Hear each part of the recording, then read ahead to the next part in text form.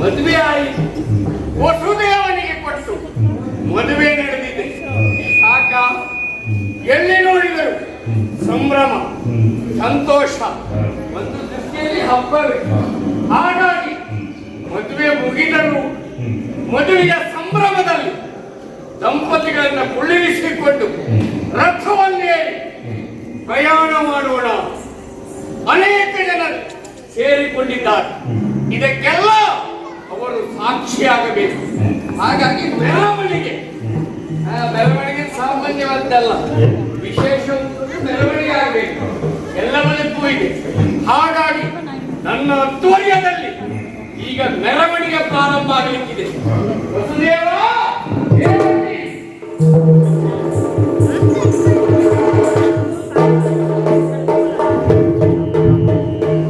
ಮದುವೆಯನ್ನು ಮುಗಿದಿದೆ. ನಿಮ್ಮನ್ನೆಲ್ಲ ಸಂಭ್ರಮಿಸುವುದಕ್ಕೆ ರಥ ಏರಿಕೊಂಡ ನಾನು ನಿಮ್ಮನ್ನು ತೆಗೆದುಕೊಂಡು ಸಾಕುತ್ತೇನೆ. ಕುಳಿತುಕೊಳ್ಳಿ, ಹೊರಡೋಣ.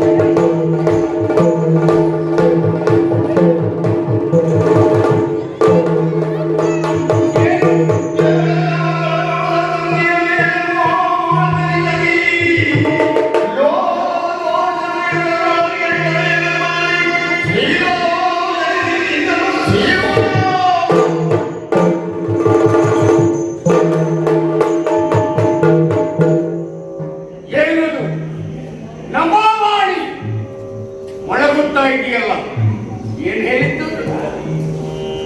ದೇವಕಿಯ 8ನೇ ಗರ್ಭದಲ್ಲಿ ಹುಟ್ಟುವ ಮಗುವಿನಿಂದ ಕಂಸಾದಿಂದ ಮರಣ ಆಗಿದ್ದಕ್ಕೆ ಸಂತೋಷ ಪಡುವುದೇ. ನನ್ನ ತಂಗಿ ಇದ್ದರೆ ಹುಟ್ಟುವ ಮಕ್ಕಳಿಂದ ನನಗೆ ಮರಣ ಬರುತ್ತದೆ ಅಂತಾದ್ರೆ ಆ ತಂಗಿ ಬದುಕಬೇಕು.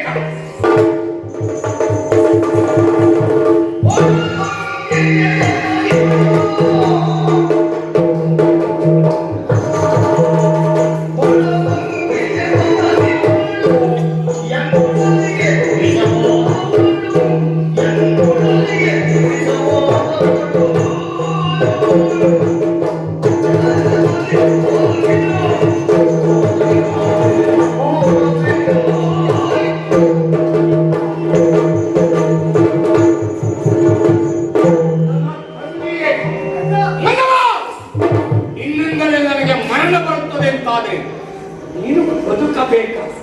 ನನ್ನೊಡನೆಗೆ ಉರಿಯನ್ನಿಟ್ಟಿದೆ, ಅಲ್ಲ ವಿಷವನ್ನೇ ಕೊಟ್ಟೆ. ನಿನ್ನ ಉದರದಲ್ಲಿ ಹುಟ್ಟುವ ಮಕ್ಕಳಿಂದ ನನಗೆ ಮರಣ ಅಂತಾದ್ರೆ ನೀನು ಬದುಕಬೇಕು. ತಾಳು ತಾಳೈ ಕಂಸ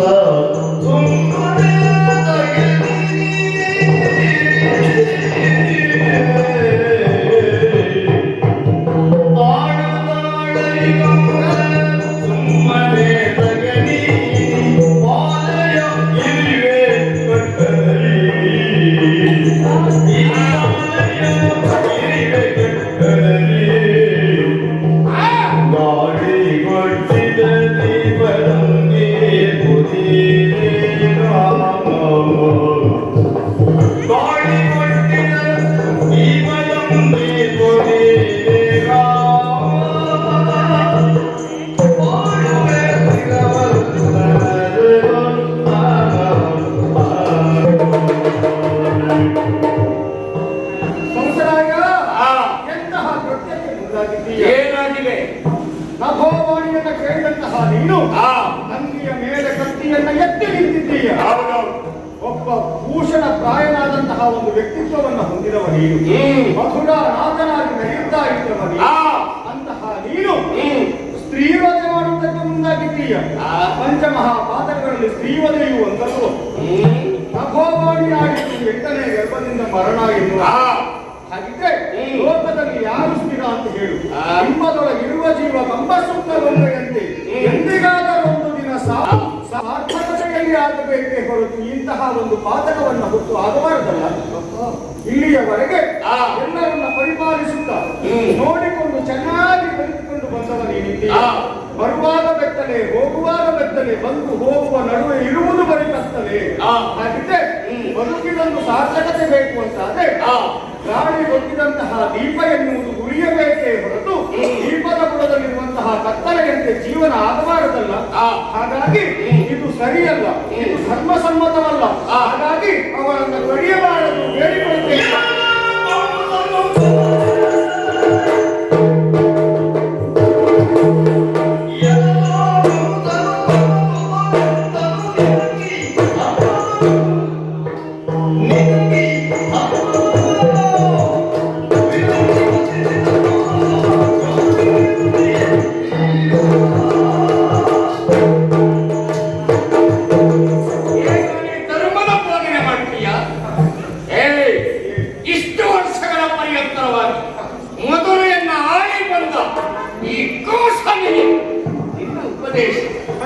ಧರ್ಮ ಏನ್ ಹೇಳ್ತದೆ, ಧರ್ಮ ಏನ್ ಕೇಳ್ತದೆ, ಏನ್ ನನಗೆ ಉಪದೇಶ ಮಾಡಿಕ್ ಬಂದಿದ್ದೀಯ?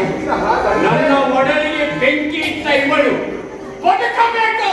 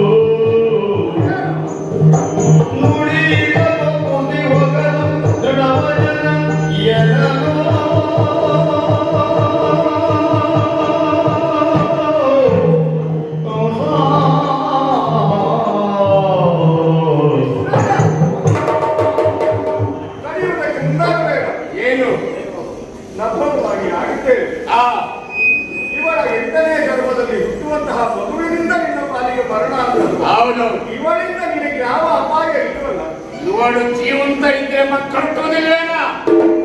ಆದ್ರೆ ನಿನ್ನ ಪಾಲಿಗೆ ಮರಣವನ್ನ ತಂದುಕೊಡುವಂತಹ ಮಗು ಆಕೆಯ ಗರ್ಭದಲ್ಲಿ ಹುಟ್ಟಲೇಬೇಕು.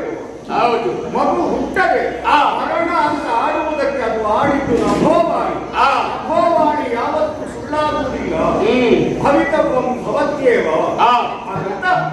ಅವಳನ್ನು ನೀನು ಕೊಂದೆ ಅಂತಾದ್ರೆ ಆ ನಭೋವಾಣಿಯನ್ನು ಸುಳ್ಳಾಗಿಸುವಂತ ಆಗುವುದಿಲ್ವಲ್ಲ.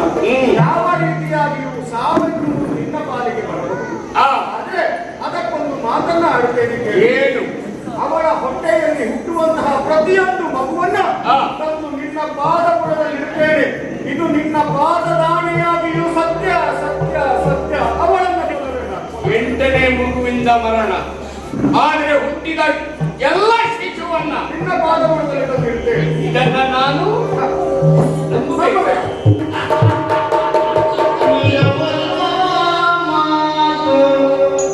Yeah.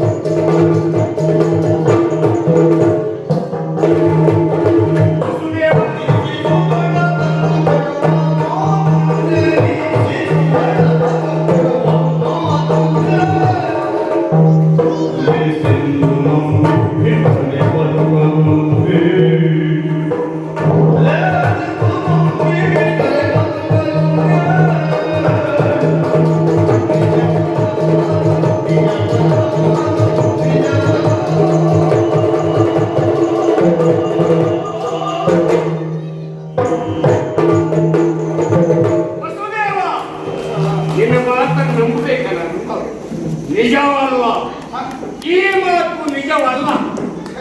ಯಾಕೆ ಬಲ್ಲ?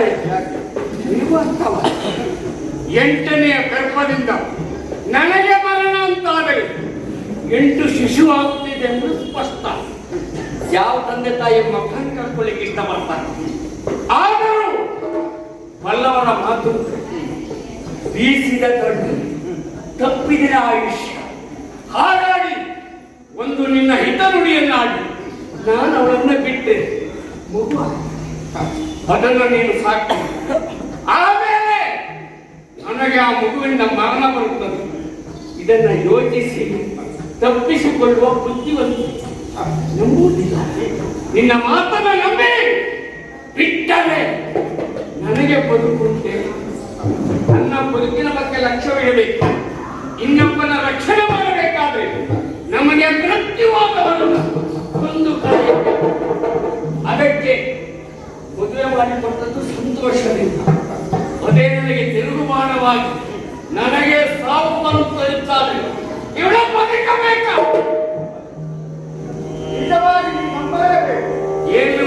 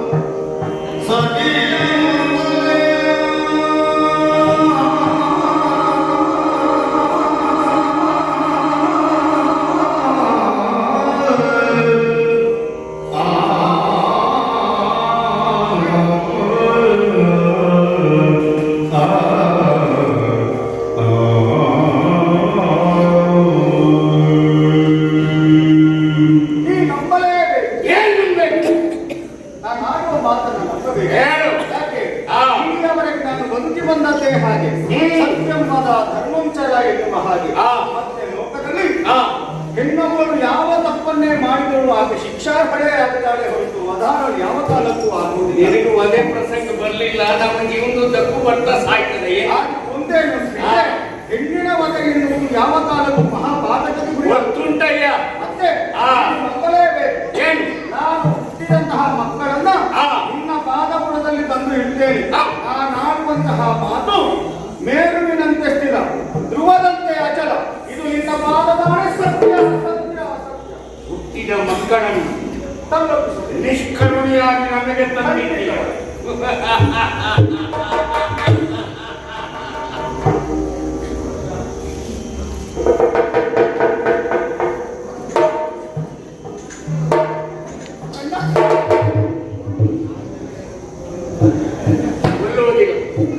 ಭಯಪಡಬೇಡ. ನನ್ನ ಪಾದದಾಣೆ ಅಂತ ಹೇಳಿದೆಯಲ್ಲ, ಇದನ್ನ ನಂಬುತ್ತೇನೆ. ನೀನು ತಪ್ಪಿದ್ರೆ ಅವಳಲ್ಲ, ನೀನು ಸಾಯ್ಬೇಕು. ತೊಂದರೆ ಇಲ್ಲಿ ನಮ್ಮ ರಕ್ಷಣೆಗಾಗಿ ನಿಮ್ಮನ್ನ ಕಾಯುವುದಕ್ಕೆ ಜನ ಇರುತ್ತಾರೆ. ಹಾಗಂತ ನಿಮ್ಮಿಬ್ಬರು ಒಂದೇ ಕೋಣೆಗೆ ಆಗ್ತೇವೆ. ಒಂದೇ ಕೋಣೆಯಲ್ಲಿ ಯಾಕೆ ಮಕ್ಕಳು ಹುಟ್ಟಲೇಬೇಕು. ನನಗೆ ಕೊಲ್ಲದಿದ್ರೆ ಗತಿ ಇಲ್ಲ, ನನಗನ್ನ ಬದುಕಿಲ್ಲ. ಅದಕ್ಕೆ ಬೇಕಾದ ವ್ಯವಸ್ಥೆಯನ್ನ ಮಾಡ್ತೇನೆ. ಹುಟ್ಟಿದ ಶಿಶುವನ್ನ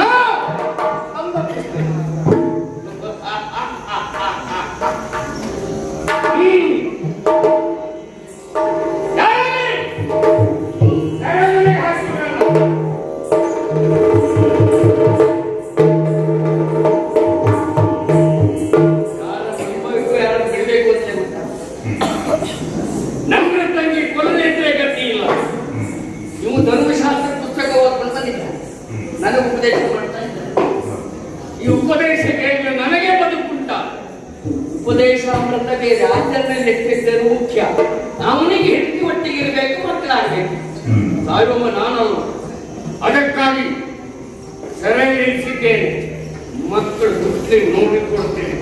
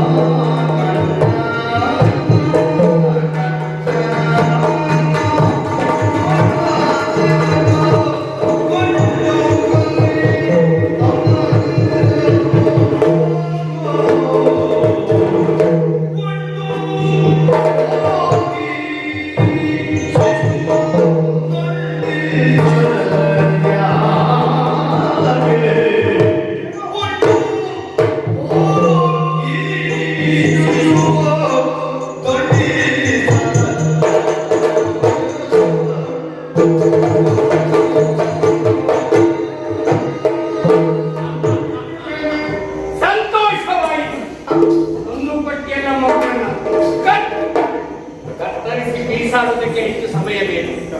ನಿಜವಾಗಿ ನಿನ್ನ ನಿಷ್ಠೆಗೆ, ನಿನ್ನ ಸತ್ಯ ಮಾತಿಗೆ ಬೆರಗಾಗಿದ್ದೆ, ಸಂತೋಷ ಪಟ್ಟಿದ್ದೇನೆ.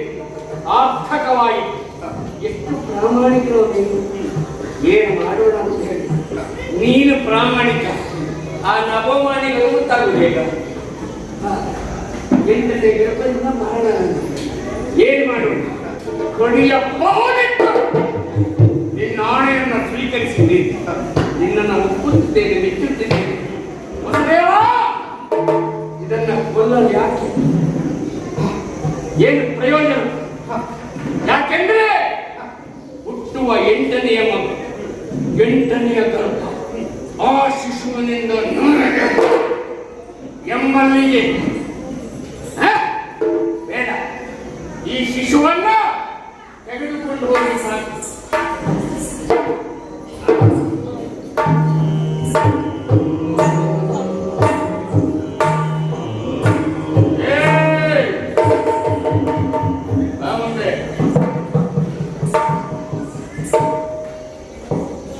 ಮೊದಲನೆಯ ಶಿಶು ಅಲ್ಲ, ಇನ್ನೆಷ್ಟು ಶಿಶು ಆಗಬೇಕು?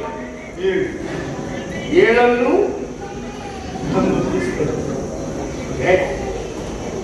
ನನ್ನ ಔದಾರ್ಯ ನಿಮ್ಮ ಪಾಲಿಗೆ ಬಂದಿದ್ದೀನಿ.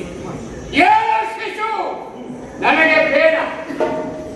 8ನೆಯ ಶಿಶು ನನಗೆ ಅದನ್ನು ತಂದು ಕೊಡಬೇಕು.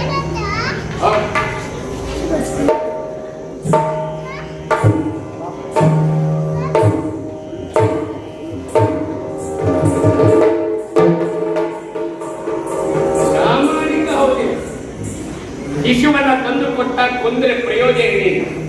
7 ಶಿಶು ಕೊಂದು ಶಿಶು ಹತ್ಯೆ ಪಾಪ ನನಗೆ ಬೇಕಾ? ನನಗೆ ಮೃತ್ಯು ಎಂಟನೇ ಇಲ್ಲ, ಎಂಟನೆಂದು ಕಡಿಮೆ ಮೀಸಾಗಿದ್ದರೆ ಎಲ್ಲಿಯ ಮರಣ ಕಾಯುತ್ತೇನೆ.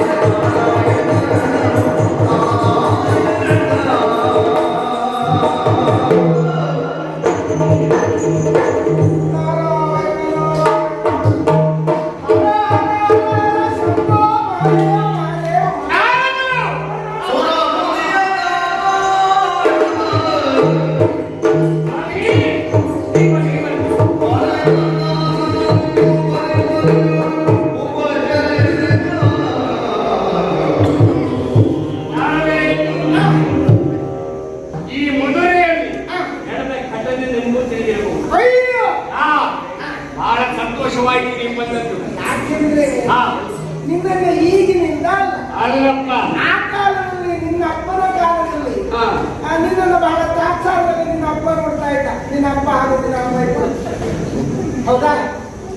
ಆ ಸಂದರ್ಭದಲ್ಲಿಯೇ ಬಂದು ನಾನು ನಿನಗೆ ಉಪದೇಶ ಮಾಡಿದ. ಅಪ್ಪ ನನ್ನ ಕೈ ಬಿಟ್ಟು ಒಳ ಅಂತ ಹೇಳಿದ್ದೇನೆ.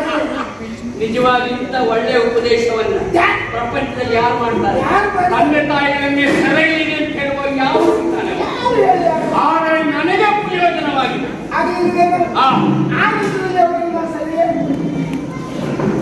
ಸರಿಯಾಗಿರ್ತಿದೆ. ನೀನೇ ಮಧುರಾಗ ಹಿಂದೂನಾದೆ, ಆನಂತರ ಚಾಣೂರ, ಮುಷ್ಟಿಕ, ಪ್ರಲಂಬ ಅವರೆಲ್ಲ ಆಗ ಹಿಂದೆ ಕೂತ್ಕೊಳ್ತಿದ್ರು. ಕಡೆಗೆ ನೀನು ಆಡಳಿತಕ್ಕೆ ಬಂದ ಮೇಲೆ ಅವರೆಲ್ಲ ಮುಂದೆ ಬಂದ್ರು.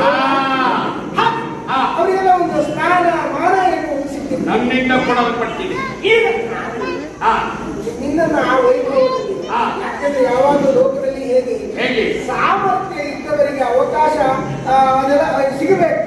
ನಿನಗೆ ಯೋಗ್ಯತೆ ಇತ್ತ, ಹಾಗಾಗಿ ನೀನು ಏನ್ ಬರ್ಬೇಕು ಅಂತ ನಾನು ಯೋಚನೆ ಮಾಡಿದ್ದೆ. ಸ್ವಾಮಿ, ಒಂದೇ ಉಪಚಾರ ಮಾಡಲೇ ಇಲ್ಲ. ಏನು ಕುಡಿತೀರಿ ಅಂತ ಹೇಳಿ. ಬೇಡ ಬೇಡ, ನೀವು ಕುಡಿಯುವುದಿಲ್ಲ, ನಾವು ಕುಡಿಯುವುದಿಲ್ಲ. ನಿಮ್ಗೇನ್ ಬೇಕು ಅದು ಆಹಾರ ಬೇಡ, ಹೋಗಲೆಲ್ಲ ಕುಡಿಯುವುದಿಲ್ಲ. ಹೌದಾ? ಹಾಗ ಬೇಡ, ಏನು ಬೇಡ, ಹಾಗಾಗಿ ಹೋಗೋಣ ಅಂತ. ಹೌದಾ? ಬಹಳ ಸಂತೋಷ. ಇದು ಶರೀರವಾಣಿ ಅಂತ ಹೇಳಿದ್ದು ಅದೇ ನಾನು ನಿನಗೆ ಕೇಳಿದೆ. ನಾನು ಬಹಳ ಬೇಸರ ಆಗಿದೆ. ಬೇಸರ ಆಗುವುದು. ತಂಗಿ ಮದುವೆ ಮಾಡಿ ಸಂಭ್ರಮದಲ್ಲಿ ರಥಬಂಧ ಮೆರವಣಿಗೆ ಮಾಡಬೇಕಂತ ಹೊರಟಾಗ ಹೌದು, ನಿನ್ನ ತಂಗಿಯ ಉದರದಲ್ಲಿ ಹುಟ್ಟುವ 8ನೇ ಗರ್ಭದಿಂದ ನಿನಗೆ ಮಾರಾಟ ಹೃದಯಾಘಾತವಾದಾಗ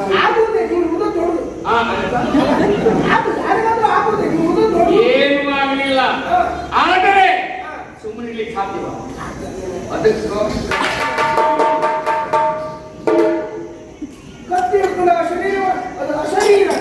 ಶರೀರ ಇದ್ರೆ ಕಡಿಬಹುದು. ಶರೀರ ಅಲ್ಲ ಸ್ವಾಮಿ, ತಂಗಿಯಲ್ಲಿ ಬರಬೇಕು ಅಂತ ಯೋಗ್ಯ ಕೆಲಸ ಮಾಡಿ ಬಿಡ್ಬೇಕು ಅಂತ ಕತ್ತಿ ಎತ್ತಿ ಕಡಿಮೆ ಅಂತ ಹೋದೆ. ಅಷ್ಟೊತ್ತಿಗ ಆ ವಸುದೇವ ತಡಿ ಧರ್ಮ ಬೋಧನೆ ಮಾಡಿದೆ. ಯಾಕೆ ನನಗೆಲ್ಲ ಬೇಡ ಅಂತ ಅವನಿಗೆ ಹಿಂಸಕರಣೆ ಬಹಳ ಪ್ರೀತಿ. ಅವ್ರ ಕತೆ ನಿಮಗೆ ಗೊತ್ತಿಲ್ಲ. ಅವನಿಗೆ ತಂಗಿಯನ್ನ ಪ್ರಥಮ ಮದುವೆ ಆದ ಅಲ್ವಂತೆ. ಅವ ಹೋದ ನಿಮ್ಗೆ ಮದುವೆ ಆಗ್ತದೆ. ಒಂದು 2-3 ಮಕ್ಕಳಾಗ ಹೊರಗಿರುವುದು. ಆನಂತರ ಮತ್ತೊಂದು ಮದುವೆ ಆಗೋದು. ನೋಡುವುದು ಚಂದ ಇದ್ದಾರೆ, ನೋಡು ಗುಂಡು ಗುಂಡಾಗಿ. ಯಾರು ಹುಡುಗ ಹೆಣ್ಣು ಕೊಡ್ತಾರೆ ಅವ್ರಿಗೆ. ಸಂತಾನ ಹೆಚ್ಚಾಗೋದಕ್ಕೆ ಕಾರಣವೇ ಹೌದೌದು. ಹಾಗಾಗಿ ಅವನಿಗೆ ನೋಡು ಕೆಲವು ಮದುವೆ ಆಗಿ ಈಗ ನಿನ್ನ ತಂಗಿನ ಕಡೆಯೋದು ಕೊಂಡಾದಾಗ ಸಿಕ್ಕಿದ್ದು ಒಂದು ತಪ್ಪಿ ಹೋಗ್ತದೆ ಎಲ್ಲ ಅಂತ ಬಂದದ್ದಾಳೆ. ನಾವು ಮುಂದಿನವರೇ ಮತ್ತೊಂದು ಮದುವೆ ಆಗ್ತಿದ್ದ. ಅದು ಮುಖ್ಯ ಅಲ್ಲ. ಇವಳಲ್ಲಿ ಹುಟ್ಟುವ ಮಗುವಿಂದ ಮರಣ ಅಲ್ವಾ? ಮರಣ ಎಲ್ಲಿ? ಬೀಜವನ್ನೇ ಸುಟ್ಟರೆ ಮೊಳಕೆ ಹೊಡೆಯುವುದು. ಈ ಸಾಹಿತ್ಯ ಸಿಕ್ಕಿಲ್ಲ ಸ್ವಾಮಿ. ಹಾಗಾಗಿ ಕಡಿಯುವುದಕ್ಕೆ ಮುಂದಾಗ ಆಣೆ ಇದ್ದ. ಹೌದು, ಹೇಳ್ಬೇಕಿತ್ತು ಈಗ ಆಣೆ ಎಲ್ಲ ಚಲಾವಣೆಯಲ್ಲಿ ಇಲ್ಲ ಅಂತ ಹೇಳ್ಬೇಕಿತ್ತು. ಹೇಳಿದೆ ಸ್ವಾಮಿ, ಚಲಾವಣೆ ಮಾಡ್ಲಿಕ್ಕೂ ಜನ ಬೇಕು. ಅದು ನೀವು ಇದ್ರೆ ಮಾಡ್ಲಿಕ್ಕೆ ಸ್ವಾಮಿ. ಅದಲ್ಲ ನಾನೇ ಪಾದದಾಣೆ ಅಂತ. ಆಗ ನಾನು ಸ್ವಲ್ಪ ನಂಬುವುದಿಲ್ಲ, ನಿಜವಲ್ಲ ಅಂತ ಹೇಳಿದೆ. ಕೊನೆಗೆ ಪಾದದಾಣಿಯಾಗಿ ಹುಟ್ಟುವ ಶಿಶುವನ್ನ ತಂದು ನೆನಗೊಪ್ಪಿಸುತ್ತೇನೆ.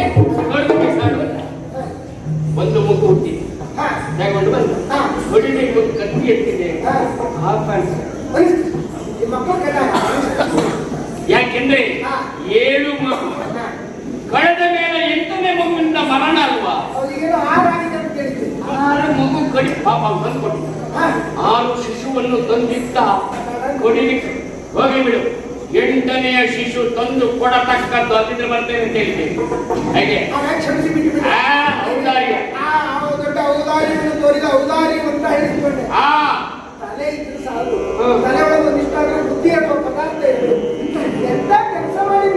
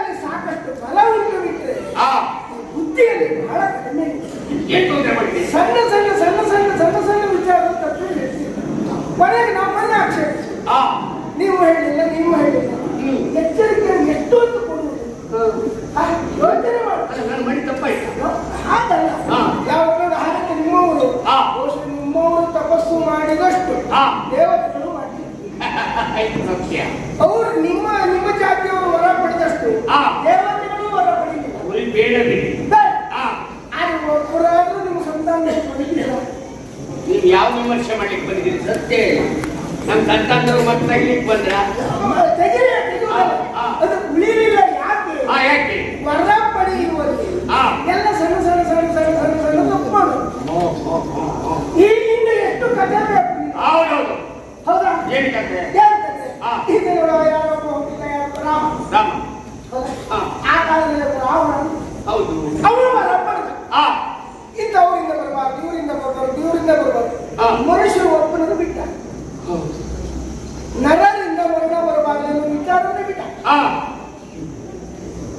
ಅವ ವಿಷ್ಣು ನರನಾಗಿ ಹುಟ್ಟು ಬಂದ ವಿಚಾರ. ನೀವು ಯಾವ ಪ್ರಸಂಗದಲ್ಲೆಲ್ಲ ನೆನಪು ಮಾಡ್ಕೊಳ್ಲಿಕ್ಕೆ ಹೋಗ್ತೇನೆ ನಲ್ಲ ಮತ್ತೊಂದು ವಿಚಾರ ಇಲ್ಲ. ಈ ಹಳೆ ಪ್ರಸಂಗದಲ್ಲಿ ಇದ್ದಷ್ಟು ವಿಷಯ ಹೊಸ ಖಂಡಿತ ಅರ್ಥ ಆಯ್ತಲ್ಲ. ಹೊಸ ಕೈ ಹಾಕಿದ್ರೆ ಕೇಳೋ ಸಿಗ್ತದೆ. ಅನುಮಾನವೇ ಇಲ್ಲ. ಹೊಸ ಕೈ ಹಾಕಿದ್ರೆ ಈಗ ಕೇಳೋದು ಆಚೆ ಹೋಗೋ ಮತ್ತೊಂದು ಯಾರು ಯಾರಿಗಪ್ಪ ಯಾರು ಯಾರಿಗೆ ಮಗ ಇಲ್ಲಪ್ಪ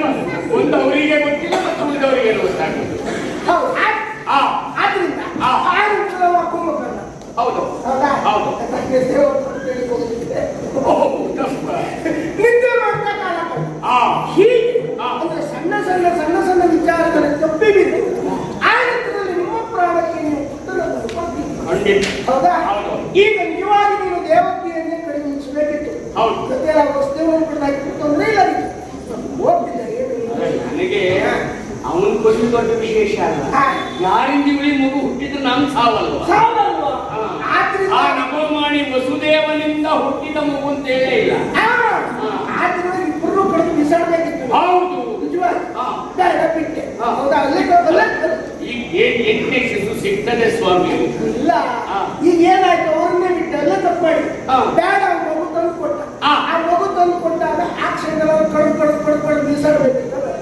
8ನೇ ಮಗು 8ನೇ ಮಗು ಆ ಲೆಕ್ಕಾಚಾರ ನಿಮ್ಗೆ ಸರಿ ಗೊತ್ತುತ್ತಾ? ಆ ಲೆಕ್ಕಾಚಾರ ಸರಿ ಗೊತ್ತುತ್ತಾ? 8 ಅವ್ರ ಲೆಕ್ಕ, ಅದು ನಿನ್ನ ಲೆಕ್ಕ ಅಲ್ಲ. ಮತ್ತೆ ಯಾವ ಲೆಕ್ಕ?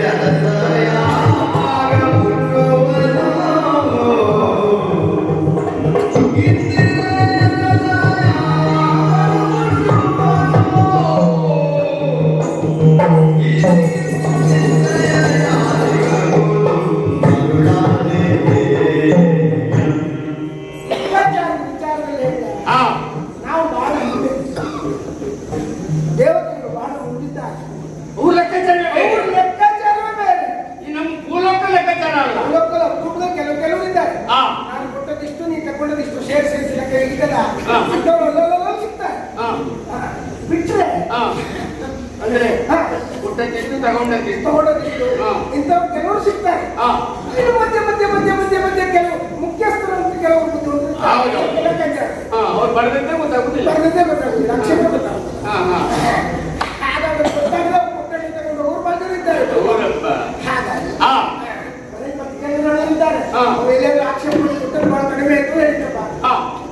ಅವನಿಗೆ ಕೊಟ್ಬಿಟ್ಟೆ. ಈ ಅನುಭವ ನಿಮ್ ಮುಂದೆ ಆಗಿಲ್ಲ ಬಿಡಿ. ಹೀಗೆ ಬಿಡೋದು ಅವ್ರು ಯಾಕೆ ಯಾವಾಗ ದೇವತೆಗಳ ಲೆಕ್ಕಾಚಾರವನ್ನು ನಮ್ಮ ಲೆಕ್ಕಾಚಾರಕ್ಕೆ ಹೋಲಿಸಬಾರದು. ಹಿರಣ್ಯಕಶಿಪು ವರಪ್ರತಿಯಾಗಿ ರಾತ್ರಿಯೂ ಅಲ್ಲದ ಹಗಲು ಅಲ್ಲದ ಆಯುಧವೂ ಅಲ್ಲದ ನಿರಾಯುಧವೂ ಅಲ್ಲದ ಮನುಷ್ಯನೂ ಅಲ್ಲದ ಪ್ರಾಣಿಯೂ ಅಲ್ಲದ ಒಳಗೂ ಅಲ್ಲದ ಹೊರಗೂ ಅಲ್ಲದ ಹೀಗೆಲ್ಲ ಮರಣ ಬರಬಾರದು. ಆದ್ರೆ ಮರಣ ಸಂಭವಿಸಲಿಲ್ಲವೇ? ಆ ಕಾಲದಲ್ಲಿ ಎಲ್ಲರೂ ಭಾವಿಸಿದ್ರು ಈತನಿಗೆ ಮರಣ ಎನ್ನುವುದು ಅಸಂಭವನೀಯ. ಆದ್ರೆ ಸಂಭವನೀಯ ಆಗಲಿಲ್ಲವೇ? ಒಳಗಲ್ಲದೆ ಹೊರಗಲ್ಲದೆ ಹೊಸ್ತು ಹೊರಡೋದನ್ನು ಉಂಟು ಅಂತ ನಮ್ಮ ಕಲ್ಪನೆ ಬರುವುದಿಲ್ಲ ಅಲ್ವಾ? ರಾತ್ರಿಯೂ ಅಲ್ಲದ ಹಗಲು ಅಲ್ಲದ ಮುಸ್ಸಂಗೆ ಅದು ಒಂದು ಕಲ್ಪನೆ ಬರುವುದಿಲ್ಲ. ಹಾಗೂ ಆಯುಧ ಅಲ್ಲ ನಿರಾಯುಧ ಅಲ್ಲ ಉರುಳುಕೊಂಡ ಒಂದು ಕಲ್ಪನೆ ಬರುವುದಿಲ್ಲ. ಅಂದ್ರೆ ದೇವತೆಗಳು ಯಾವುದನ್ನ ಹೇಗೂ ತಿರುಗಿಸಬಲ್ಲರು, ನಮಗೆ ಬೇಕಾದ ಹಾಗೆ ಅನುಕೂಲವನ್ನು ಮಾಡಿಕೊಳ್ಳಬಲ್ಲರು. ಇದು ನನ್ನ ಹೊರಗಟ್ಟಿ ಹೇಗೆ ನಾವೆಲ್ಲ ಸ್ವಲ್ಪ ಸಂಗೀತ ಅಭ್ಯಾಸ ಮಾಡಿದವರಲ್ವೇ ನಾವು? ಹೌದು.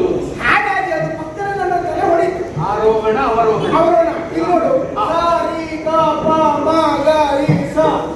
ಮೃದಲು ಸ ಉಂಟು, ತಲೆಯಲ್ಲೂ ಸ ಉಂಟು. ನಮ್ಮ ತಲೆ ಸ ಇಲ್ಲ. ಷಡ್ಜ ಯಾವ ಹುಡುಗ ತಲೆ ಅದೇ ಗೊತ್ತಾಗುದಿಲ್ಲ. ಯಮನ ಅಂತಂದ್ರೆ ಅದ್ರ ಮೋವೇಶ ಯಾವ ಯಮನಾಗ? ಯಮನಾಗುವಲ್ಲ, ಯಮನ ಅಂತಂದ್ರೆ ಅದೌದು. ಅದ್ರ ಬಗ್ಗೆ ಬೇಡ, ಕೇಳುವಲ್ಲಿ ಬಹಳ ರಗಳೆ ಮತ್ತೆ ಬಂದು ಕೇಳುವಲ್ಲಿ ರಗಳೆ ಆಗ್ತದೆ. ತಪ್ಪಿಗೆ ಹೇಳಿದ್ರು ಹೌದು. ಅದರಲ್ಲಿ ಮೋವೇಶ ಅಲ್ಲಿಂದ ಆರಂಭ ಆಗ ಮೋದಿಂದ ಆರಂಭ. ಹೌದಾ? ಅದೇ ಶಬ್ದ. ಹೀಗೆ ಯಾವುದರಿಂದ ಆರಂಭಿಸಿದ್ದಾರೆ ಬಾಕಿ ಉಳಿದ ನಿನ್ನ ತಲೆ ಹೋಗುವಾಗ ಹೇಳ್ತೇನೆ. ಹೋಗಲು ಕೂತಿದ್ದಾರೆ ಅವರು ಬಂದನೆಗಳಲ್ಲ, ಅದರಿಂದ ಲೆಕ್ಕ ಬರೋದು. ಇಲ್ಲಿ ಬಂದ ಒಂದು 8 ಹೌದಾ? ಇಲ್ಲಿಂದ ಲೆಕ್ಕ ಬರೋದು. ಇದೇ ಒಂದು ಅದೇ 8. ಯಾವ ಕಡೆಯಿಂದ ಲೆಕ್ಕಾಚಾರ ಬರ್ತದೆ ನಿಮಗೆ?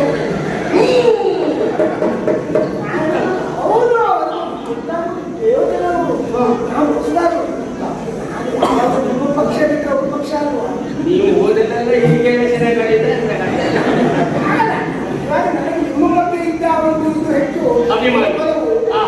ಒಬ್ಬರು ಉಳಿಯುವುದಿಲ್ಲ ನೋಡಿ, ಹೋಗ್ತೀರಿ ಸಾಯ್ತೀರಿ ಆಗ ಭಾಳ ಹೌದಾ? ಅದಕ್ಕೆ ಹೊಟ್ಟೆ ಸಹಿತ ಕಲಿತು ಹಾಗ ಆ ರೀತಿ ಲೆಕ್ಕ ಈಗ ಮಧ್ಯದಲ್ಲಿ ಎಲ್ಲ ಲೆಕ್ಕ ಹೌದು ಹೌದಾ? ಆವಾಗ ಈಗ ಹೋಗ್ಬೇಕು ಹಾಗೆ ಬಂದ್ರೆ ಆವಾಗ ಅದ್ಯಾವ ಮತ್ತೆ ಹೇಳ್ತಾ ಇದ್ರು ಹೌದು ಬಿಟ್ಟು ಇಲ್ಲಿಂದ ಲೆಕ್ಕ ಹೋಗ್ತಿದ್ಯಾವಲ್ಲಿಂದ ಅವರು ಎಲ್ಲಿಂದ ಆರಂಭಿಸುತ್ತಾರೆ ಎನ್ನುವುದರ ಮೇಲೆ ಎಂತೆನ್ನುವುದು ನಿರ್ಣಯ ಆಗುವುದು. ಹಾಗಾಗಿ ಹೇಗೆ ಲೆಕ್ಕಾಚಾರ ಮಾಡುವುದು ಹೇಗೆ? ಇದು ನೋಡಿದ ನಮ್ಮ ಮಾನವರ ಲೆಕ್ಕದಲ್ಲಿ 365 ಅಹೋರಾತ್ರಿಗಳು ದೇವರು ಒಂದು ದಿನ ಹೌದಾ? ಈಗ ನಾವು ಅವರು ಒಂದು ದಿನ ಕೆಲಸ ನಮಗೆ ಒಂದು ವರ್ಷ ಅಂತ ಹೇಳುವುದಿಲ್ಲ ಸಿಕ್ಕುವುದಿಲ್ಲ ಬಿಡು ಎಷ್ಟು ಸರಿ ಒಂದಾಗಿ ಲೆಕ್ಕ ತಪ್ಪುತ್ತೇವೆ. ಹೌದು ಅದೆಲ್ಲ ಅದೆಲ್ಲ ಲೆಕ್ಕ ಸರಿಯಲ್ಲ. ಏನಪ್ಪ ನಿನಗೆ ಸುಲಭ ಎಂಟನೇ ಯಾವುದು ನಿರ್ಣಯಿಸುವುದು ಬಹಳ ಸುಲಭ. ಎಂಟನ್ನು ಒಂದಾಗಿದ್ದು ಎಂಟರೊಳಗೆ ಯಾವುದೇ ಆಗಿರಲಿ ಹೋಗ್ತಾ ಇಲ್ಲ ನಾನು ಇಷ್ಟೆಲ್ಲ ಹೇಳುವುದು ಯಾಕೆ ಸ್ವಾಮಿ? ನಿನಗೆ ಒತ್ತಾಯ ಮಾಡುವುದು ಯಾಕೆ? ನಿನಗೆ ಗುಣ ತುಂಬಬೇಕು ನನಗೆ ಇವತ್ತು ಲಕ್ಷಣ ಕೊಡ ತುಂಬಬೇಕು ಅಂದ್ರೆ ಎಂತ ಕೊಡ ತುಂಬ ಯಾವಾಗ ಬಾವಿಗೆ ಇಳಿಗಿಟ್ಟ ಕೊಡ ತುಂಬಿದಾಗಲೇ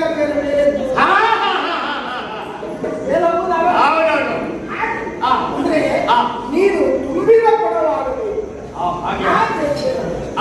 ಅದಕ್ಕಾಗಿ ನಾನು ಇದೆಲ್ಲ ನಿಮಗೆ ಕಾರ್ಯ ಮಾಡಿಸೋದು ಮತ್ತೆ ಪಾಪ ಪುಣ್ಯ ಇದನ್ನೆಲ್ಲ ಯೋಚನೆ ಮಾಡುವುದೇ ಅಲ್ಲ. ಅಲ್ಲದಿದ್ರೆ ಏನಯ್ಯ ನಮ್ಮ ಬದುಕಿಗಾಗಿ ಇದು ಏನು ಅವರನ್ನ ಕೊಲ್ಲುವುದು ಎನ್ನುವುದಕ್ಕಿಂತ ನಿನ್ನ ಸಾವು ಉಳಿವಿನ ಪ್ರಶ್ನೆ. ಹೌದು. ಹಾಗಾಗಿ ನಮ್ಮ ಉಳಿವಿಗಾಗಿ ನಾವು ಯಾವ ರೀತಿಯಲ್ಲಿ ಹೋರಾಟ ಮಾಡ್ತಾ ಹಾಗಾಗಿ ನೀನು ಮುಂದೆ ಮುಂದೆ ಯೋಚನೆ ಮಾಡಬೇಡ. ನೀವು ಸಮಸ್ಯೆ ಮಾಡಿಕೊಳ್ಳಬೇಡ. ಮುಂದೆ ಬೆಲೆ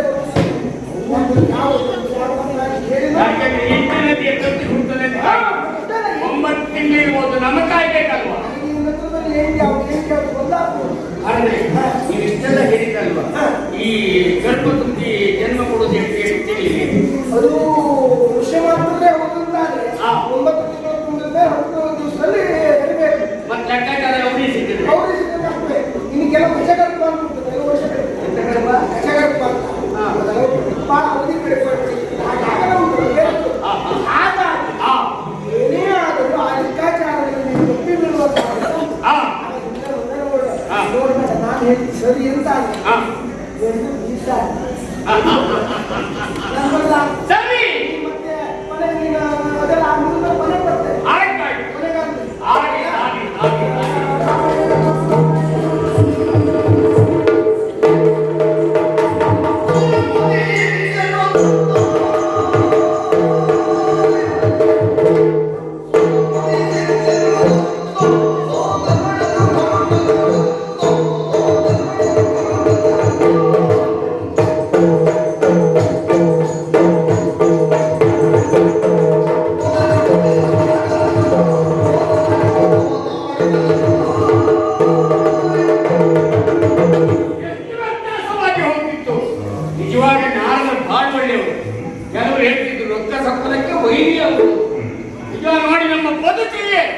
ಒಳ್ಳೆ ದಾರಿ ತೋರಿಸಿಕೊಟ್ಟು ಹೋದರು.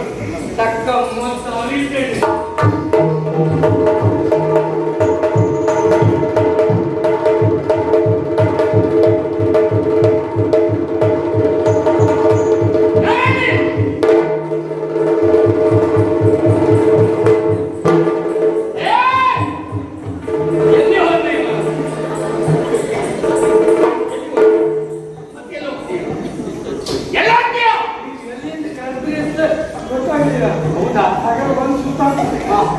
ಎಲ್ಲಿ ಮಗು? ಮಗು ಎಲ್ಲಿ?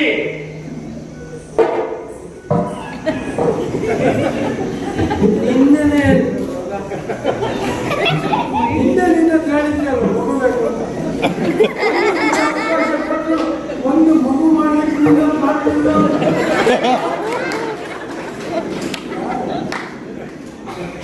ಅವನ ಮಗು ಯಾಕ ವಸುದೇವನ ಮಗು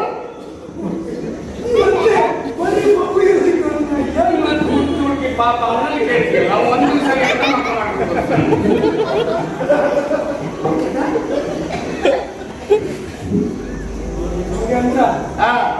ಮಾಡಿದ್ರೆ ಇನ್ನು ಮನೆಗಳಿಗೆ ಒಂದು ಮಗಳು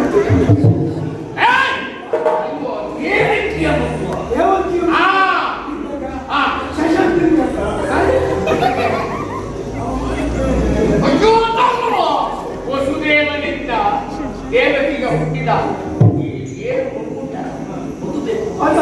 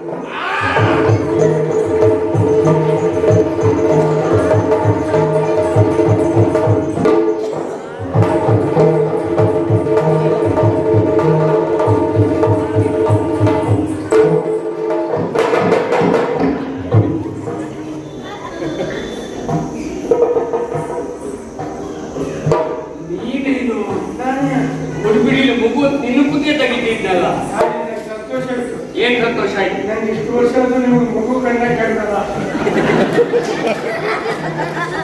ನನಗೆ ತಲೆಯಲ್ಲಿರುವುದು ಮೆದುಳಲ್ಲ ಮೆದುಳಲ್ಲ. ಗೊತ್ತಿಲ್ಲದಲ್ವೋ? ನನ್ನ ಯೋಚನೆ ಮಗುವಿನಂತೆ ನೀನೇ ಮಗು ತಿಳ್ಕೊಂಡೆ. ನಾನು ಇದುವರೆಗೆ ಆ ನಿಮ್ಮ ತಂಗಿಯ ಆ 6 ಮಕ್ಕಳ ತಂದೆ. ಈ ಮಗನೇ ವಸುದೇವ ಧರ್ಮಕ್ಕೆ ಸತ್ತಕ್ಕೆ ನಾನು ದೇವಕ್ಕೆ 6 ಮಕ್ಕಳಿಗೆ ನೀ ತಂದೆ. ನಿಮ್ಮ ತಂಗಿಯ ಆ 6 ಮಕ್ಕಳ ಆ ತಂದೆ. ಒಂದೇ ತಂದೆ ಕೇಳಾಗೋಯ್ತು ಹಾಳಾಗಿ ಏನೇ ಆದ್ರೂ ಸಾವೇ ನನಗೆ ಹೌದು 6 ಮಕ್ಕಳಿಗೆ ಅವಶ್ಯ ಹೋಗ್ಬೇಕು. ಆಯ್ತಲ್ವೋ? ಹೌದು ಇನ್ನೆಷ್ಟು ಮಗು ಬೇಕು? ಇನ್ನು 8ಕ್ಕೆ ಮತ್ತೊಂದು 8 ಬೇಕು. 8 ಮತ್ತೆ 8 ಬೇಕು.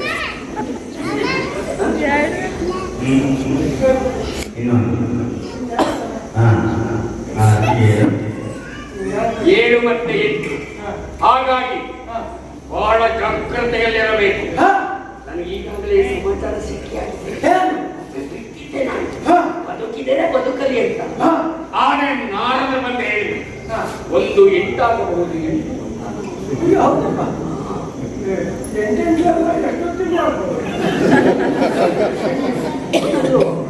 8 ಒಂದಾಗಬಹುದು, ಒಂದು 8 ಆಗಬಹುದು. ಹಾಗಾಗಿ 6 ಶಿಶುವನ್ನ ಕೊಂದು ಕದ್ದಾಗಿದೆ. ಇನ್ನೆರಡು ಶಿಶು ಮಗು ಹುಟ್ಟುವಾಗ ನೀನಲ್ಲೇ ಬೇಕು. ಒಂದು ನಾನೀಗ ಆ ಸೆರೆಮನೆಯ ದ್ವಾರದಲ್ಲಿ ನಿಲ್ಲಬೇಕು. ಮಗುವಿನ ಅಡುವಿನ ಧ್ವನಿ ಕೇಳಿತ್ತ ತಗೊಂಡು ಕೊತ್ತರಿಸಿ ಬಿಸಾಕ್ತೇನೆ. ಏನ್ ತಲೆ ಬಿಸಿ ಮಾಡಬೇಡಿ. ಯಜಮಾನ್ರೆ ನೀವು ಎಣ್ಣೆ ಹಾಕೋ ನಾನು.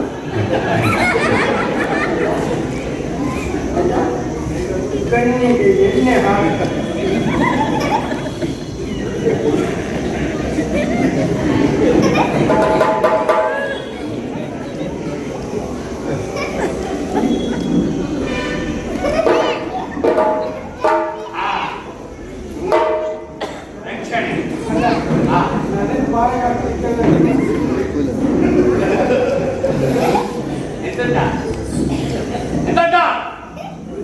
ಕಣ್ಣಿಗೆ ಎಣ್ಣೆ ಹಾಕಿ ನಿದ್ರೆ ಬರದ ಹಾಗೆ ಕಾವು ಕಾಯುವ ಜವಾಬ್ದಾರಿ ನಮ್ದು. ಆ ವಿಷಯದಲ್ಲಿ ನೀವು ಎಳ್ಳಿನ ಹೊಲದಷ್ಟು ಸಮಸ್ಯೆ ಕೊಡೋದು ಬೇಡ. ಎಳ್ಳಿನ ಹೊಲ ಎಳ್ಳಿನಷ್ಟು ಸಮಸ್ಯೆ ಬರುವುದರ ಆ ಎಷ್ಟು ಹೊತ್ತಿಗೆ ಆ ಶಬ್ದ ಬರ್ತದೆ. ಆ ಪತ್ರ ಕಾವ್ಯ.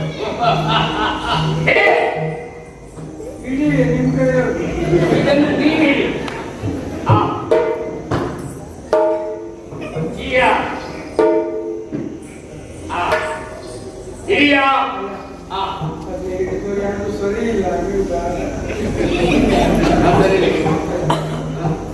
ಹೇಳಿ ಹಿಡ್ಕೊಳ್ಳ ಆ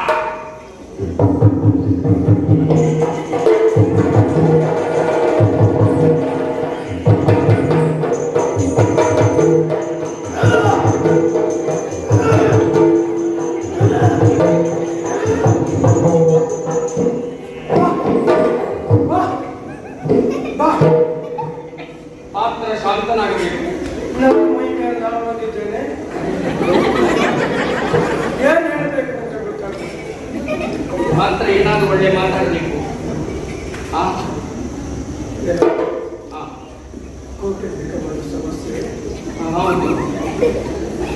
ಹಾಗೆ ಕುಟುಂಬವನ್ನು ಹೆಚ್ಚಿಸುತ್ತಾರೆ.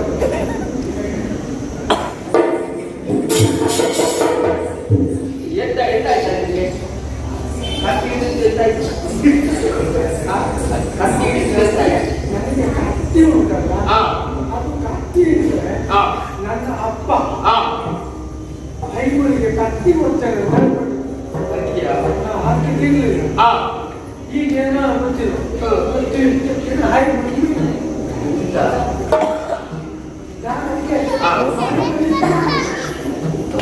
ಬೇಕೊಂಡೇ ಆಗುದಿಲ್ಲ.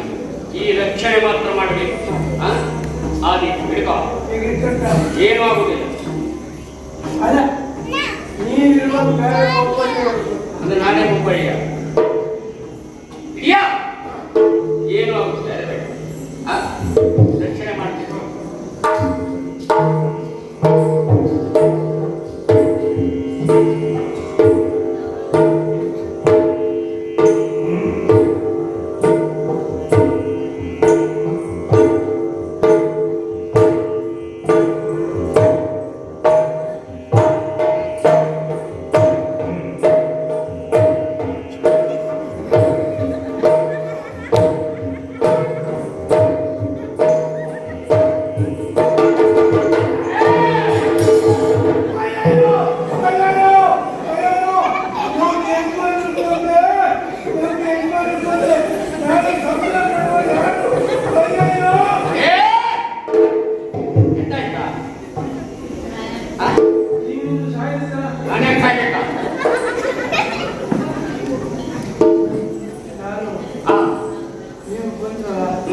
ಯಾರೋ ಬಂದ್ರು ಅಂತ ಪ್ರತಿ ಎತ್ತದೆ ನೀವು ಬಂದ ಇಲ್ಲಪ್ಪ, ನನಗೆ ನೀವು ಸತ್ತಕ್ಕೆ ಬೇಸರ ಇಲ್ಲ.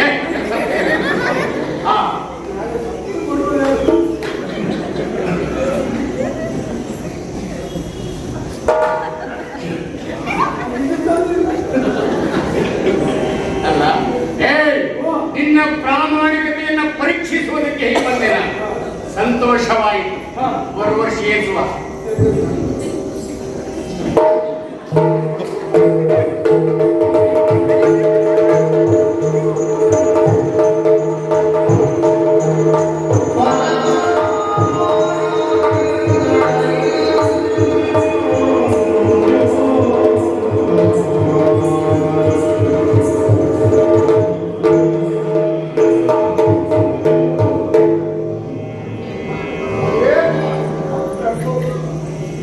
ಜೀವನದಲ್ಲಿ ಬದಲಾಯಿತು ಎನ್ನುವುದಾಗಿ ಮನ ಹೇಳ್ತಾ ಉಂಟು ಸ್ವಾಮಿ.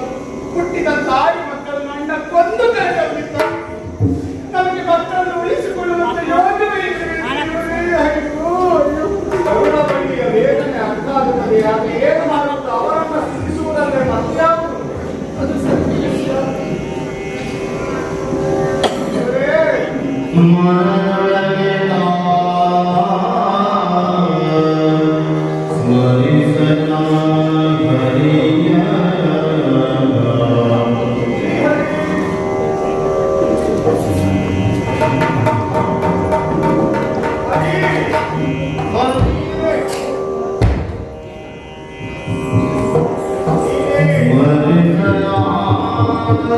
ಕೃಷ್ಣ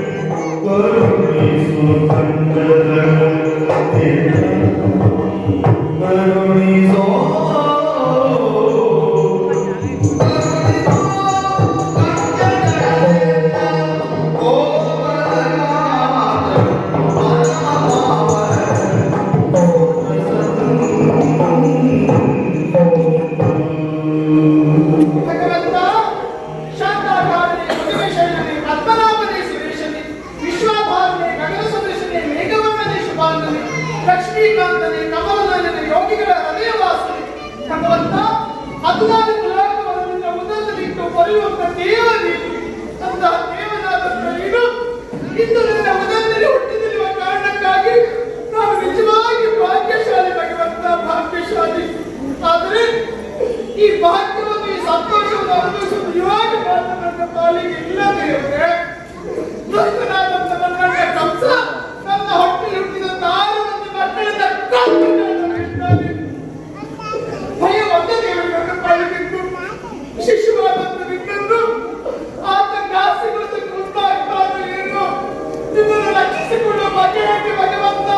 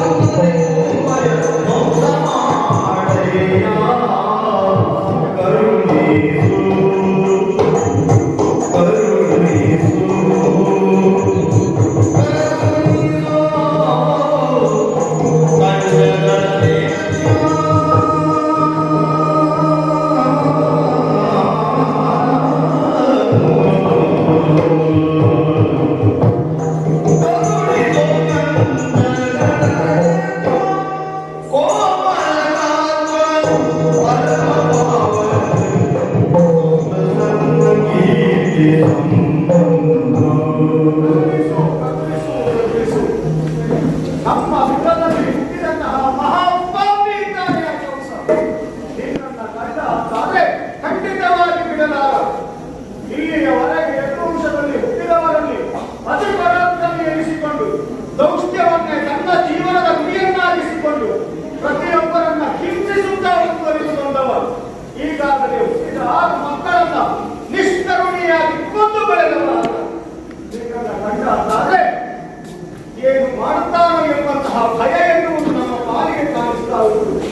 ದೇವರೇ, ಇದೆಲ್ಲದಕ್ಕೂ ಅವನ ಬಂಧನವನ್ನ ದೂರ ಮಾಡುವುದಕ್ಕಾಗಿ ಬರುವ ನೀನು ಎನ್ನುವ ಹಾಗೆ ತಿಳಿದುಕೊಂಡವರು ನಾವಿದ್ದೇವೆ. ಹಾಗಿದ್ದರೆ ನಮ್ಮ ಈ ಸೆರೆಯನ್ನು, ಅಲ್ಲ ಲೋಕದ ಸೆರೆಯನ್ನ ಬಿಡಿಸಿ ದುಷ್ಟನಾದಂತಹ ಕಂಸನನ್ನ ಒಪ್ಪಿಸಬೇಕು.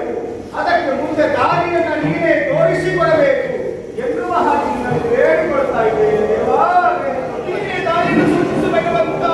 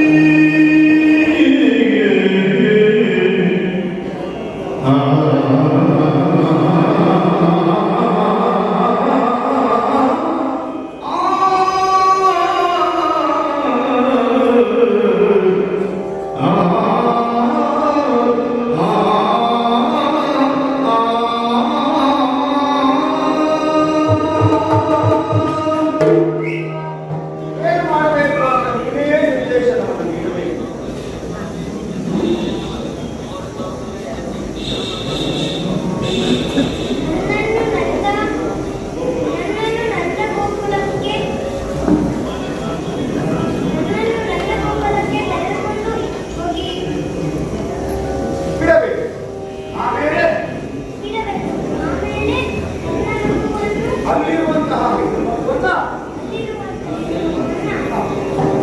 ಇಲ್ಲಿ ಕರೆತರಬೇಕು. ಸರಿ, ಅಲ್ಲಿ ಹೋಗಿ ಬರುವಲ್ಲಿಯವರೆಗೆ ಯಾವುದೇ ತೊಂದರೆ ಬರುತ್ತಲೂ ನನ್ನ ಪಾಲಿಗೆ ಆಗದಂತೆ ನಿನ್ನ ಕರುಣೆ ಎನ್ನುವುದು ನಮ್ಮ ಮೇಲಿರಬೇಕು. ಇನ್ನಲ್ಲಿ ಕರೆದುಕೊಂಡು ಹೋಗುತ್ತೇನೆ.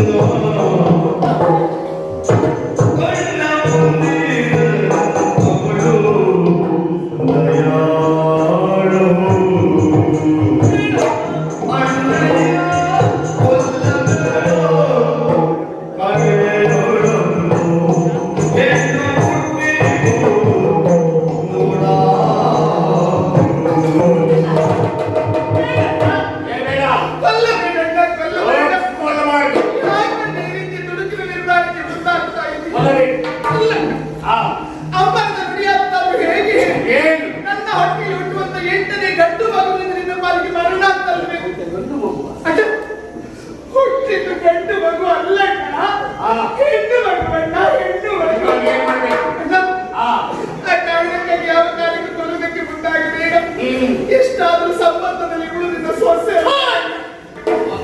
ನನ್ನ ಕಂಠಕ ಪ್ರಾಯ ಇಲ್ಲಣ್ಣ. ಹಾಗಾಗಿ ಇವಳನ್ನು ಕೊಲ್ಲಬೇಡ. ನಿನ್ನ ಕಣ್ಣ ಮುಂದೆ ಬೆಳೆಯಲಿ ಅಣ್ಣ. ನಿನ್ನ ಮಮತೆ ಇವಳಿಗೂ ಇದ್ದು ನೀನೇ ಇವಳನ್ನು ಬೆಳೆಸಿಕೊಂಡು ಮುಂದಾಗಬೇಕಿಲ್ಲ. ಕೊಲ್ಲಬೇಡ.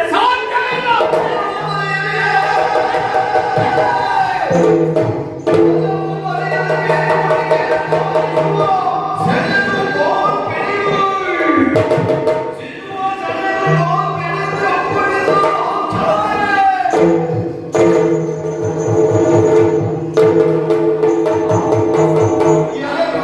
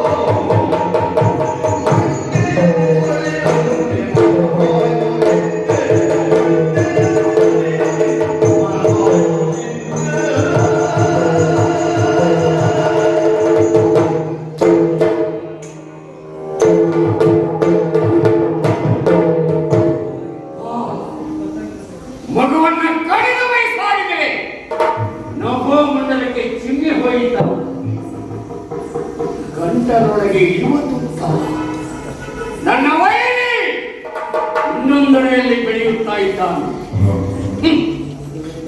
ವಸುದೇವ ದೇವಕಿಯರೇ ಹೋಗಿ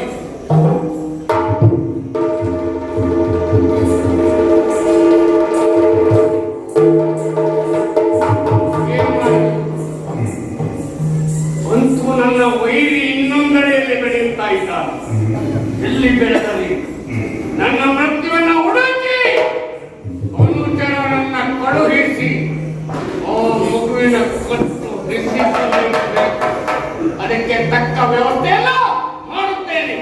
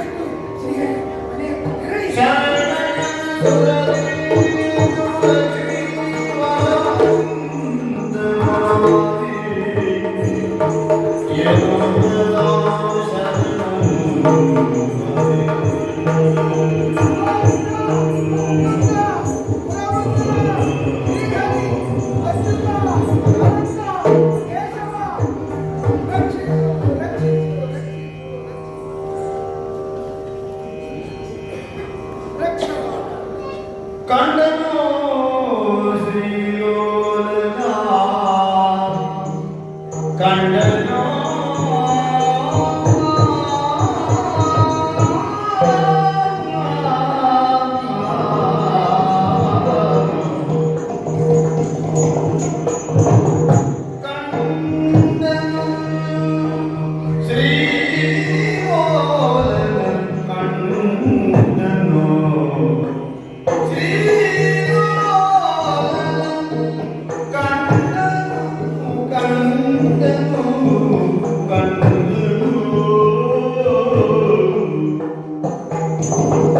ಕಂಡನು ರತ್ನ ವಿಸ್ತರದಿ ಶ್ರೀ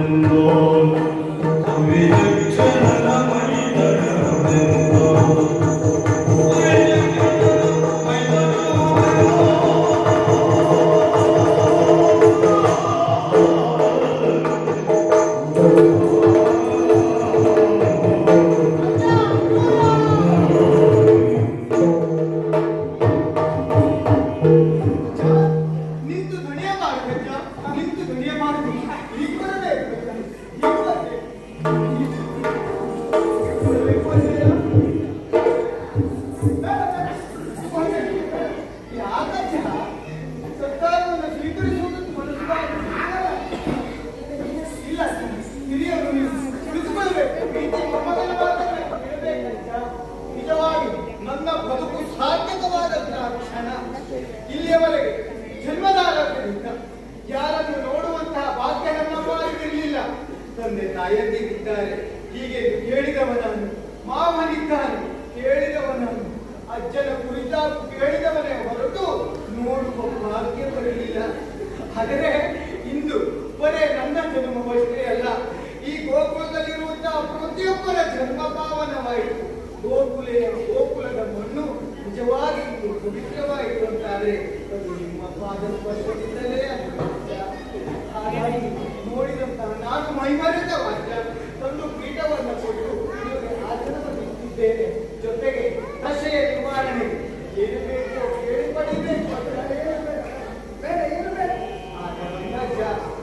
ಇಲ್ಲಿಯವರೆಗೆ ನನ್ನನ್ನು ನೋಡುವುದಕ್ಕಾಗಿ ನೀವು ಬಂದವರಲ್ಲ, ಇಂದು ನೀವು ಬಂದವರು ಬಂದದ್ದು ಮದುವೆಯಿಂದಲೇ.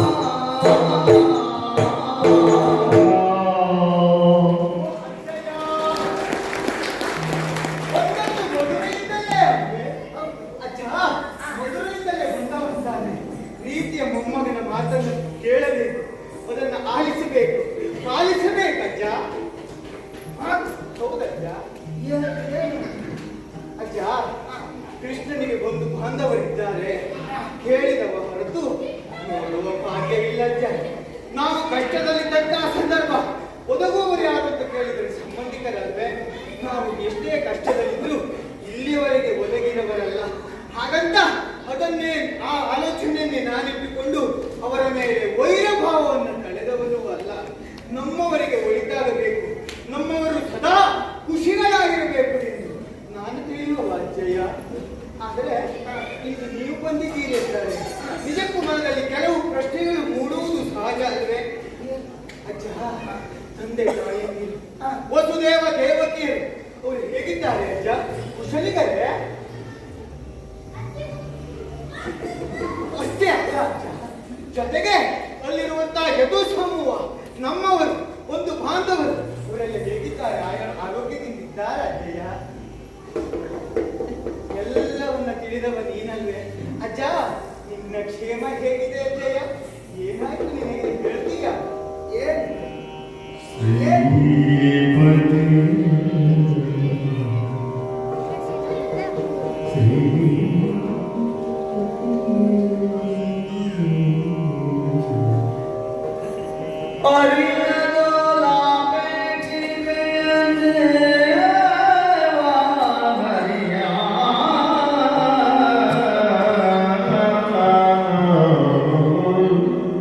ಶ್ರೀಪತಿಯೇ ಅರಿಯದು ಅಪೇಕ್ಷಿಪೆ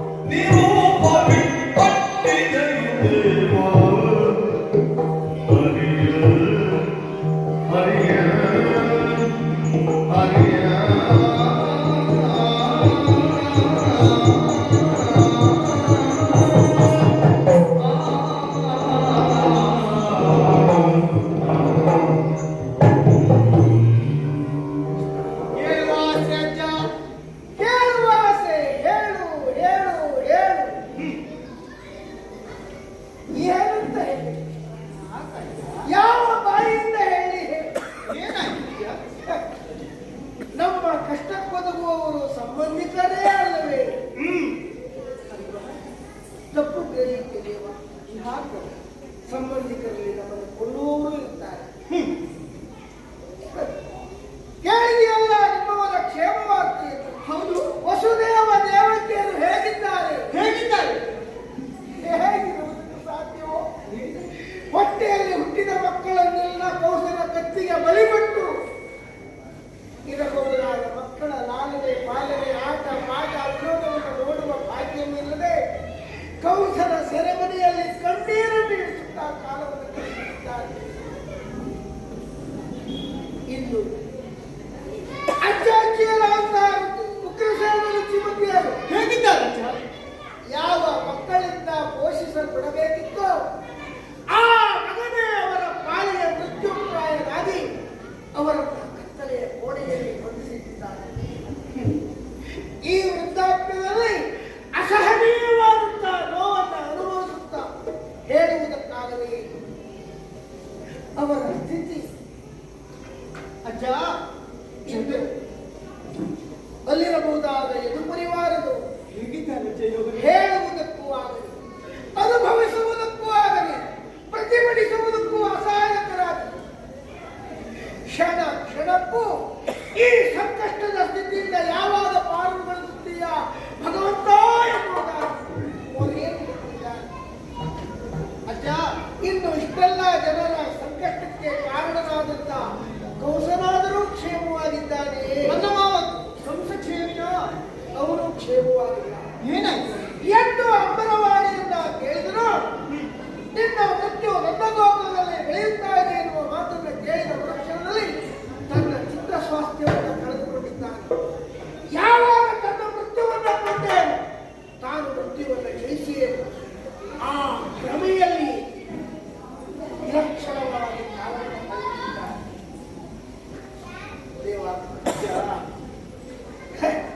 ಮಧುರೆಯ ಪರಿಸ್ಥಿತಿ ಹೀಗಿದೆ. ಈ ಎಲ್ಲ ಕಷ್ಟವನ್ನ ತೋಡಿಕೊಳ್ಳುವುದಕ್ಕಾಗಿ ನಾನು ಇಲ್ಲಿಗೆ ಅಂತ ಬಂದವಾಗಿ ಭಾವಿಸಬೇಡ. ಆ ಸ್ವಾತಂತ್ರ್ಯವೂ ನನಗಿಲ್ಲ. ಯಾಕೆಂದ್ರೆ ಆ ಕೆಟ್ಟ ಕೋಸನ ಅನ್ನವನ್ನು ತಿನ್ನುತ್ತಾ ಕಾಲವನ್ನ ಕಳೆಯುತ್ತಿದ್ದವ ನಾನಿಲ್ಲಿಗೆ ಬರುವುದಕ್ಕೆ ಕಾರಣ ಏನಂತೆ? ಆ ಕೋಸನೆ ಮಾವನ್ ಏನು ಕಾರಣ? ಬರುವ ಚತುರ್ದಶಿ ಬಿಲ್ಲ ಹಬ್ಬ ಇದೆ. ಆ ಬಿಲ್ಲ ಹಬ್ಬದಲ್ಲಿ ನನ್ನ ಅಳಿಯರುತ್ತಿರ ಅಂತ ಬಲರಾಮ ಕೃಷ್ಣನು ಪಾಲ್ಗೊಳ್ಳಬೇಕು. ಅಲ್ಲಿಯವರೆಗಾಗಿ ಹೋಗಿ ಕರೆದುಕೊಂಡು ಬಾ ಎನ್ನುವ ನಿರೂಪವನ್ನ ಇಟ್ಟು ನನ್ನನ್ನು ಆ ಕಾರಣಕ್ಕಾಗಿ ಬಿಲ್ಲ ಹಬ್ಬ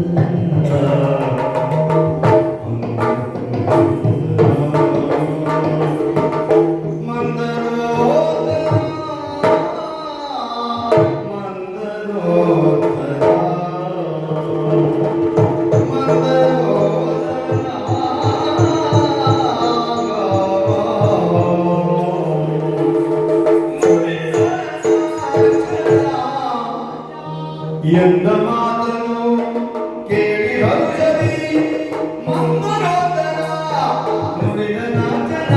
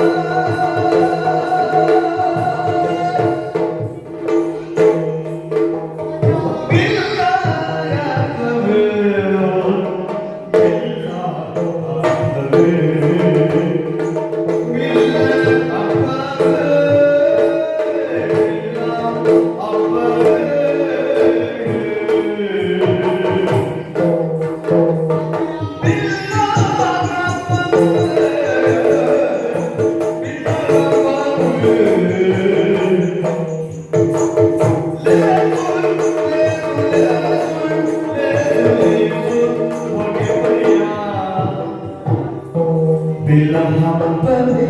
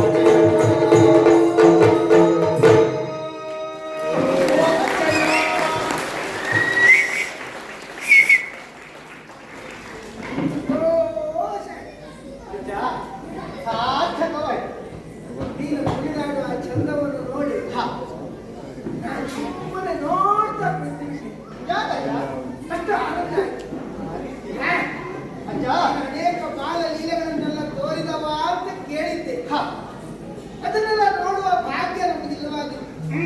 ಆದ್ರೆ ಇವತ್ತು ಕುಡಿದು ಕುಳಿಸಿದೆಯಲ್ಲ ಬಹಳ ಸಂತೋಷ ಆಯ್ತು. ಹೊಟ್ಟೆ ತುಂಬಿ ಹೋಯ್ತು.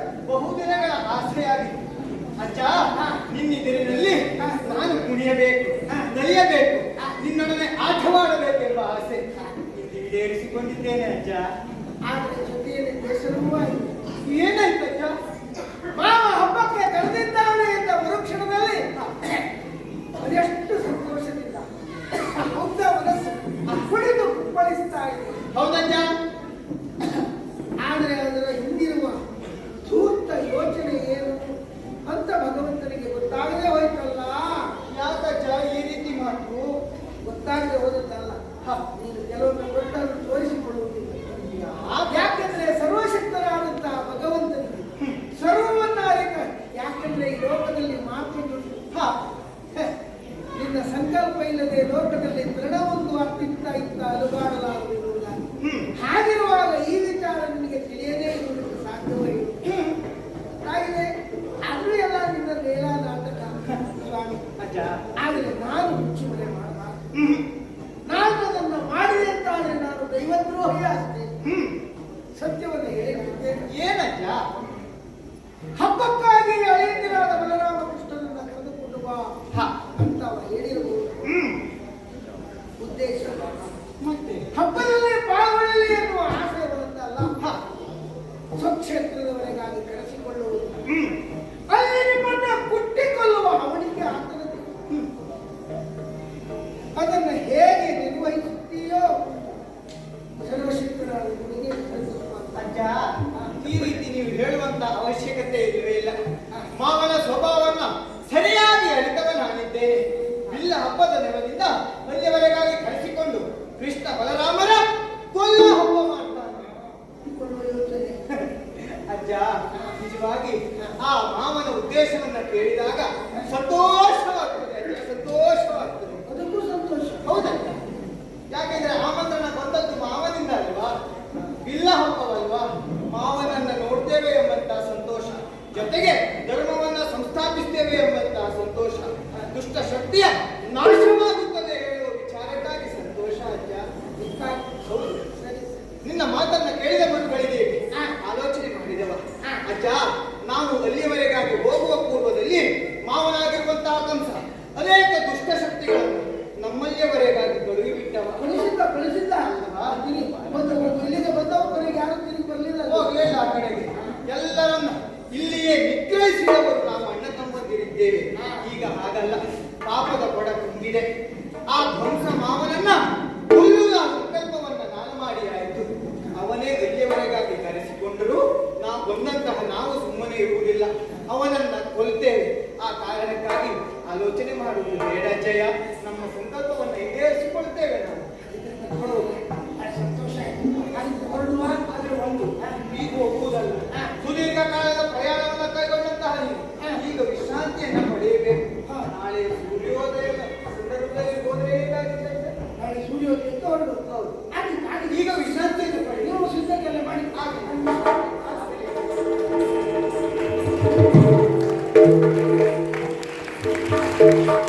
ಕಾಲದ ನಿರೀಕ್ಷೆಯಲ್ಲಿದ್ದವನ ಸರಿಯಾದಂತಹ ಕಾಲ ಕೂಡಿ ಬಂದಿದೆ ಅಂತಾನೆ ಇನ್ನು ವಿಳಂಬ ಮಾಡುವುದು ಏಕೆ? ಯಾರಲ್ಲಿ ಅಣ್ಣ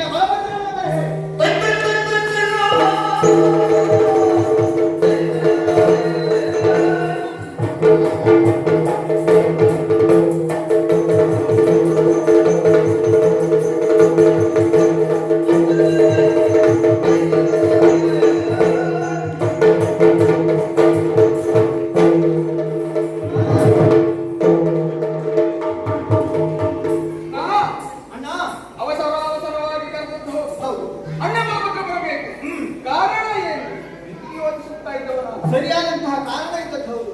ಅಣ್ಣ ನೋಡಿದೆಯಾ, ಈ ಪೂರ್ವದಲ್ಲಿ ಒಬ್ಬರು ನನ್ನೊಡನೆ ಮಾತನಾಡುತ್ತಿರುವಂತಹ ಸನ್ನಿವೇಶವನ್ನು ನೋಡಿರಬಹುದು. ಬಂದವರು ಸಾಮಾನ್ಯರದವರು ಅಲ್ಲವೇ ಅಲ್ಲ, ನಮ್ಮ ಅಜ್ಜ ಅಕ್ರೂರ. ಹೌದಣ್ಣ, ಮಧುರೆಯಿಂದ ಬಂದವ. ಬಿಲ್ಲ ಹಬ್ಬವನ್ನ ನಮ್ಮ ಮಾವ ಏರ್ಪಡಿಸಿದ್ದಾನೆ. ಆ ಕಾರಣಕ್ಕಾಗಿ ನಾವು ಅಲ್ಲಿಯವರೆಗಾಗಿ ಬರಬೇಕು. ಈ ರೀತಿಯ ನಿರೂಪವನ್ನ ಹೊತ್ತು ಬಂದವ ಆತ. ನನ್ನಲ್ಲಿ ಆ ಅಜ್ಜ ಮಾತನಾಡುತ್ತಿರುವಂತಹ ಸಂದರ್ಭದಲ್ಲಿ ನಮ್ಮವರೆಲ್ಲ ಬಿಟ್ಟ ಕಣ್ಣನ್ನ ಬಿಟ್ಟ ಹಾಗೆ ನೋಡ್ತಾ ಇದ್ದಾರೆ. ಮಾಡ್ತಾ ಇದ್ದಾನೆ, ಅವ ಚಲಿಸುತ್ತಾ ಇದ್ದಾನೆ, ನಾಟ್ಯ ಮಾಡ್ತಾ ಇದ್ದಾನೆ, ಹಾಡುತ್ತಾ ಕುಣಿತಾ ಇದ್ದಾನೆ, ಸಂತೋಷವನ್ನು ವ್ಯಕ್ತಪಡಿಸ್ತಾ ಇದ್ದಾನೆ. ಆದ್ರೆ ಆ ಸಂತೋಷ ಏನು ಪ್ರಶ್ನಾರ್ಥಕ ಅವರಲ್ಲಿದೆ. ಅವರ ಪ್ರಶ್ನೆಗೆ ಉತ್ತರ ಕೊಡಬೇಕು ಅಂತಾದ್ರೆ ನಾವೇನ್ ಮಾಡ್ಬೇಕಣ್ಣ? ಅವರನ್ನ ಆಮಂತ್ರಿಸಬೇಕಲ್ಲ, ಹಬ್ಬಕ್ಕೆ ವಿಚಾರ ಹೇಳಬೇಕು ಅಲ್ವಾ?